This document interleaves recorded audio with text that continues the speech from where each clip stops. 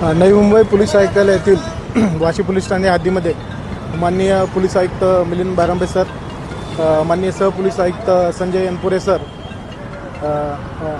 माननीय upper police आयुक्त Deepak Sakore sir, माननीय पोलीस आयुक्त झोन वर श्री पंकज दाणे सर यांच्या आदेशाने व सपोआ वाशी विभाग माननीय श्री आदिनाथ बुद्धवन सर यांच्या मार्गदर्शनाखाली आज वाशी पोलीस ठाणे हद्दीमध्ये कायदा व सुव्यवस्था राखण्यासाठी गुन्हेगारी व बेकायदेशीर कृत्यावर नियंत्रण मिळवण्यासाठी कोम्बिंग ऑपरेशनचं आयोजन करण्यात आलेलं होतं। कोम्बिंग ऑपरेशन दरम्यान वाशीगाव, जुहूगाव या परिसरामध्ये कोम्बिंग ऑपरेशन करण्यात आलं। तसेच पोलीस ठाणे हद्दीमध्ये ब्लू डायमंड चौक, ऑरेंजा चौक, नूर मस्जिद चौक या ठिकाणी नाकाबंदीचं आयोजन करण्यात आलेलं होतं। नाकाबंदीच्या आयोजनादरम्यान वाहतुकीचं नियमांचं उल्लंघन करणाऱ्या व्यक्तींवरती कारवाई करण्यात आलेली आहे।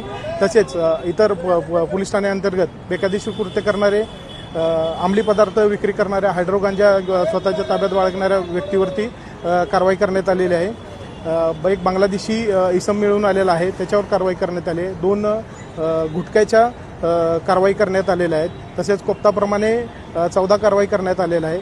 तसेच वाहतुकीचा अडथळा निर्माण करणाऱ्या व्यक्तींविरुद्ध आपण 285 प्रमाणे 9 कारवाई करण्यात आलेला आहे।